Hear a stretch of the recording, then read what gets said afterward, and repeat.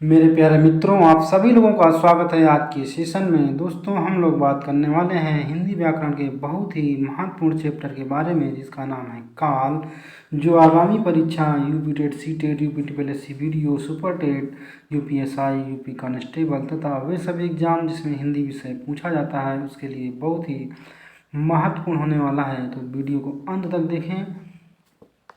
तो हम लोग बिना किसी देरी के शुरू करते हैं आज का सेशन।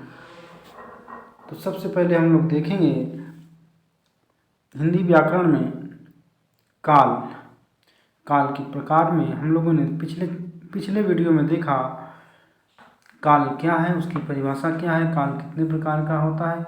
हम लोगों ने देखा भूतकाल और वर्तमान काल के विषय में हम लोगों ने पिछले वीडियो में चर्चा की। आज की वीडियो में हम लोग चर्चा करेंगे भविष्य काल के बारे में। तो दोस्तों, भविष्य काल मतलब आने वाला समय। क्रिया के जिस रूप से कार्य का आने वाले समय में होने का बोध हो, वहाँ पे भविष्य काल होता है। यानी कि क्रिया के जिस रूप से कार्य की आने वाले समय में होने का बोध हो, वहाँ पे भविष्य काल होता है।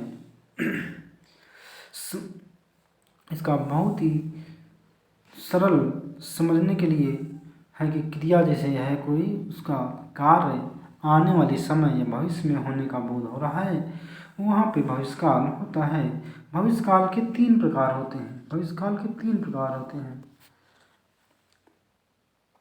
एनसीईआरटी के अनुसार भविष्यकाल के तीन प्रकार हैं: सामान्य भविष्यकाल, संभाव्य भविष्यकाल और आज्ञार्थ भविष्यकाल। अन्य में हेतुमत भविष्यकाल आ जाता है। तो हम लोग देखेंगे सामान्य भविष्यकाल। क्रिया के जिस रूप से कार्य का समान रूप से आने वाले समय में होने का बोध हो, वहाँ पे सामान्य भविष्यकाल होता है। कोई क्रिया है, उसके वह रूप जिससे कार्य के सामान्य रूप से आने वाले समय में होने का बोध हो, वहाँ पे सामान्य भविष्यकाल होता है। नोट में विशेष बात यह है, इसमें मुख्य क्रिया के साथ सहायक क्रिया जो होती है, इसमें मुख्य क्रिया के साथ सहायक क्रिया एगा, एगी और एंगे जुड़े रहते हैं। जैसे गागी गे या एंगा एंगी एंगे होते हैं। उदाहरण के तौर पर राम अखबार पढ़ेगा, राम अखबार पढ़ेगा, राम अखबार पढ़ेगा। यहाँ पे मुख्य क्रिया है पढ़ना, पढ़े, पढ़ के साथ एगा, पढ़ेगा हो गया। राम जयपुर जाएगा, जाना है जा, उसमें एगा जुड़ गया, जाएगा। इसके बाद हम लोग देखते हैं संभाव्य वर्तमान काल। क्रिया के जिस रूप से कार्य के भविष्य में होने की संभावना हो, क्रिया के जिस रूप से कार्य के भविष्य में होने की संभावना हो, वहाँ पे संभाव्य भविष्यकाल होगा। इसमें वाक्य दो प्रकार से बना सकते हैं। ठीक है, इसमें वाक्य जो है हम दो प्रकार से बना सकते हैं। संभावना सूचक पद का प्रयोग करके बना सकते हैं और मुख्य क्रिया के साथ सहायक क्रिया जुड़ी होती है।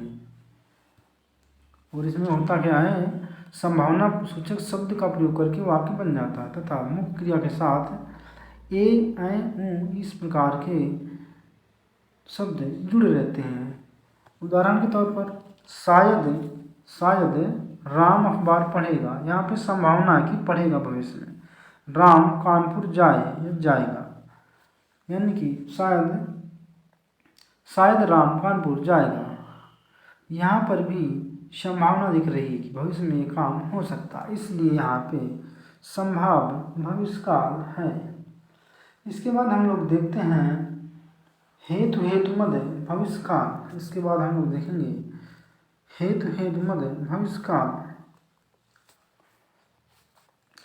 भविष्यकाल का यह शर्त वाला वाक्य है, यानी कि इसमें पहली क्रिया का होना दूसरी क्रिया पर निर्भर करता है। अर्थात इसमें एक प्रधान वाक्य होता है और दूसरा आश्रित वाक्य होता है।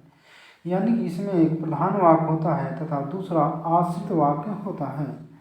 इसमें पहली क्रिया का होना दूसरी क्रिया पर निर्भर करता है। उदाहरण के तौर पर तुम पढ़ोगे तो पास हो जाओगे, तुम पढ़ोगे तो पास हो जाओगे। यानी कि पहली क्रिया है पढ़ना, इस पर पास होना निर्भर है। दूसरा वाक्य है हमारा वह कमाएगा तो खाएगा। पहली क्रिया है कमाने का, यानी कि पहले तुम कमाओगे फिर खाओगे। तीसरा है पिताजी आएंगे तो मैं जाऊंगा, पिताजी आएंगे तो मैं जाऊंगा। यहाँ पे पिताजी के आने के बाद दूसरी क्रिया जाने की निर्भर है। इस प्रकार से यहाँ पे पहली क्रिया दूसरी क्रिया पर निर्भर है। इस प्रकार से यहाँ पे पहली क्रिया दूसरी क्रिया पर निर्भर है, तो यहाँ पे हेतु हेतु मद भविष्यकाल हो जाता है। हेतु हेतु मद भविष्यकाल हो जाता है। इसमें एक टाइप है आज्ञार्थक भविष्यकाल, यानी कि यदि आने वाली समय की क्रिया के साथ आज्ञा आदेश जोड़ दिया जाए तो वहाँ आज्ञार्थक भविष्यकाल होता है। इसमें मुख्य क्रिया के साथ सहायक क्रिया आएगी।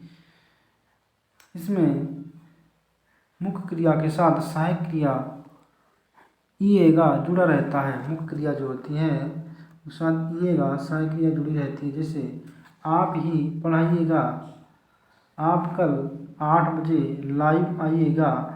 इस प्रकार से आज्ञार्थक भविष्यकाल में होता है। तो एक बार हम लोग दोस्तों पूरा रिवीजन करते हैं काल के संदर्भ में, काल क्या है और ये कितने प्रकार का होता है, इसका हम लोग एक बार रिवीजन करेंगे। दोस्तों क्रिया के जिस रूप से कार्य के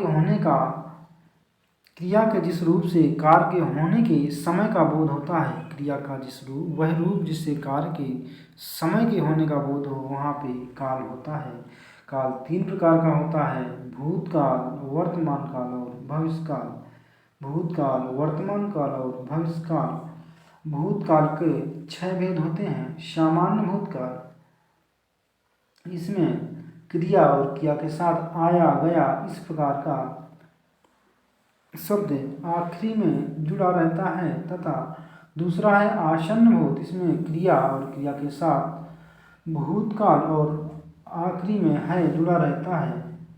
जैसे राम स्कूल में आकर बैठा है।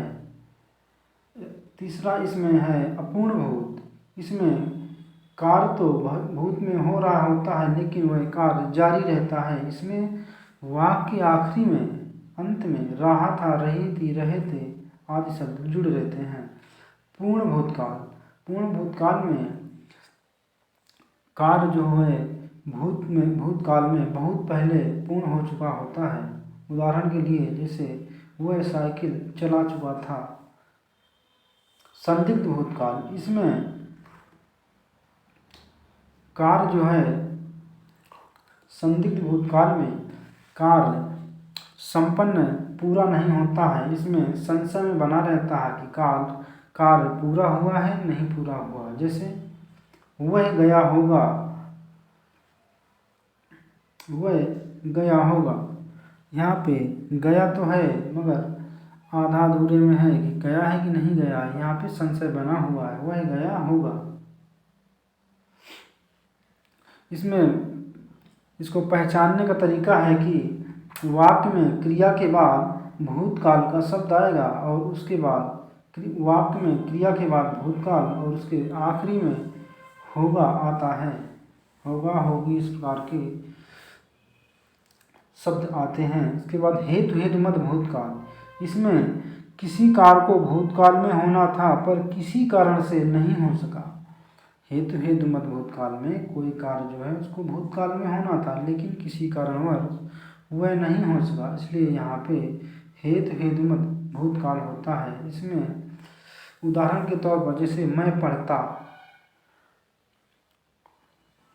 वह रोती, इसमें पहचानने के लिए क्रिया के बाद ता, ती, ते शब्द होते हैं। इसके बाद हम लोग देखते हैं वर्तमान काल। वर्तमान काल दोस्तों 5 प्रकार का होता है। सामान्य वर्तमान काल, उदाहरण के तौर पर जैसे राम खाता है, यहाँ पे वर्तमान काल में खाने का काम हो रहा है, राम खाता है। तत्कालिक वर्तमान काल, इसमें क्या होता है तत्कालिक वर्तमान काल या फिर आसन्न वर्तमान काल। इसमें वर्तमान काल में काम जारी होता है, जारी है, चल रहा है काम, इस प्रकार का हमें बोध होता है। जैसे राम पढ़ रहा है, इसमें पढ़ रहा है, यानी कि वह काम चालू है, पढ़ रहा है। इसके बाद है हमारा पूर्ण वर्तमान काल। पूर्ण वर्तमान काल में क्या होता है, कार्य पूरा हो चुका होता है जैसे, और इसमें आखिरी में लिया है, दिया है, चुका है, चुकी हैं, इस प्रकार के शब्द होते हैं। जैसे वे घर जा चुके हैं, यानी कि यहाँ पे कार्य पूरा हो चुका है। इसके बाद हम लोग देखते हैं संदिग्ध वर्तमान काल।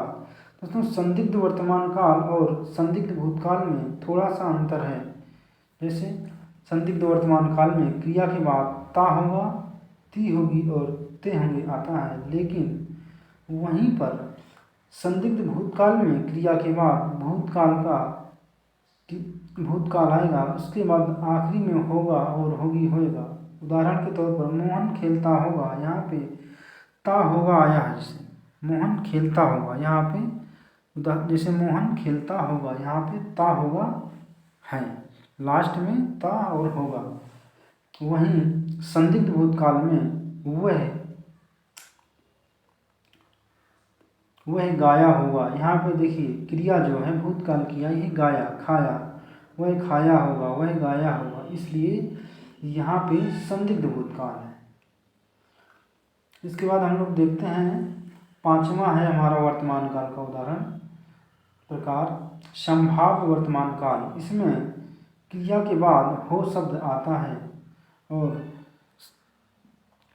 कार्य के होने की संभावना बनी रहती है।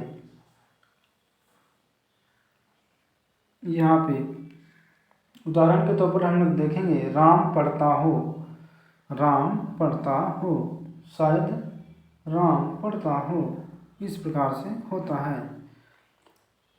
और तीसरा है हमारा भविष्य काल। भविष्य काल के तीन प्रकार होते हैं, तीन भेद होते हैं, सामान्य भविष्य काल, संभाव्य भविष्य काल और हेतु भेद भविष्य काल।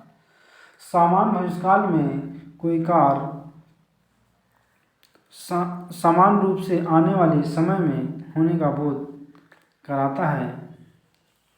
कोई क्रिया है, उस क्रिया से कार्य का समान रूप से आने वाले समय में होने का बोध कराता है, वहाँ पे सामान्य भविष्य काल होता है। जैसे रमेश पतंग उड़ाएगा, यहाँ पे सामान्य रूप से भविष्य में होने की बात हो रही है।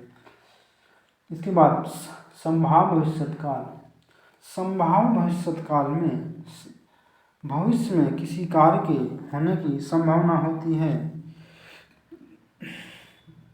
वहाँ पे संभाव्य भविष्य काल होता है। इसमें संभावना सूचक शब्द भी लगे होते हैं, जैसे संभव, शायद।